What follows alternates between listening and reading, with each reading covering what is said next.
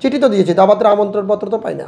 প্রধান উপদেষ্টা এবং তার প্রেস সচিব শফিকুল আলম এবং তার আরেক উপদেষ্টা মাহফুজুল আলম, আমি আদিলুর রহমানকে কালকে থেকে পরশু থেকে পর্যন্ত নাহলে 50 বার ফোন দিয়েছি, মেসেজ করেছি, বিভিন্ন ধরনের ভিডিও ফুটেজ দিয়েছি, কোনো উত্তর নাই। মাহফুজুল আলমকে মনে 100 বার ফোন দিয়েছি, কোনো রেসপন্স। ফোনগুলো কেন ব্যবহার করেন? এই দেশটা লাশের উপর রাজনীতি করে ক্ষমতায় দখল করার দেশ। এই দেশে যা কিছু বলেন সবই মিথ্যা। আমি প্রধান উপদেষ্টার কাছে চিঠি দিয়েছিলাম দেখা করার জন্য, সেটি হচ্ছে 5/12/24, 5/12/24। চিঠির কোনো উত্তর পায় না। প্রধান উপদেষ্টা বলে আমাদের কাছে চিঠি লিখুন, আমাদের কাছে চিঠি লিখুন, আমরা আপনাদের কথার জবাব দেওয়ার জন্য বসে আছি, আমরা আপনাদের কথার জবাব দেওয়ার জন্য বসে আছি। কই? চিঠি তো দিয়েছি, দাওয়াতের আমন্ত্রণপত্র তো পাই না। এই প্রধান উপদেষ্টার মুখের ভাষা আর কাজ কিন্তু এক না। তিনি বিশ্ববিখ্যাত হতে পারে, তাকে রেসপেক্ট করি, সম্মান করি, কিন্তু তার অর্থ এই নয় যে আপনি কথা যেটা বলবেন সেটা যাতে, তাহলে আপনার প্রধান উপদেষ্টার কার্যালয়ে যে সমস্ত লোকগুলোকে নিয়োগ দেওয়া হয়েছে তাদের কাজ কি?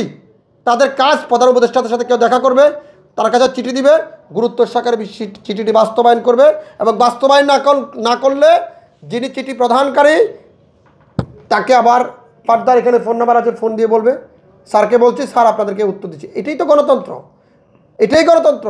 জনগণ আপনার কাছে কোনো একটা চাহিদা নিয়ে যাবে, হয়তো আপনি ব্যস্ত থাকবেন, জনগণকে তারপরে বিষয়গুলো তো কাম ব্যাক করতে হবে, কিন্তু কই কাম ব্যাক কই? গণতন্ত্র সংস্কার করতে হলে এগুলো করতে হবে। আর সংস্কার কি? কিসের সংস্কার করছে? নির্বাচন। কিসের নির্বাচন? আওয়ামী লীগ চলে গেছে, কিন্তু আওয়ামী লীগের কোনো কাজকর্ম কি বন্ধ আছে? থানায় পুলিশের ধমকানি, পুলিশকে ধমকান, পুলিশের উপর খবরদারি করা, স্কুলের কমিটিগুলো কি বাকি আছে? আওয়ামী লীগ চলে গেছে, আর কেউ না কেউ কমিটিগুলোর দায়িত্ব নিছে না? শুধু পার্লামেন্ট নাই, কিন্তু আর তার বাইরে তো সব কিছুই চলছে মোটামুটি। কিন্তু আমার প্রশ্ন হলো, লুটপাট যারাই করেন করেন, কোনো অসুবিধা নাই। 5 তারিখের পরে, 5 তারিখের আগে অনেকে সিগারেট খেতে পারতো না, অনেকে 50 টাকা দিয়ে বা 20 টাকা দিয়ে রিক্সা ভাড়া ছিল না, তারা আজকে প্যারাডো প্লাগ বাই গাড়ি নিয়ে প্রধান উপদেষ্টার কার্যালয়ে গিয়েছে। আমি দেখছি প্যারাডো গাড়ি নিয়ে প্রধান উপদেষ্টার কার্যালয়ে যায়। ওরে ভাই, 7 মাসে এত টাকা পাইছো কই? এটার একটা জবাব দাও।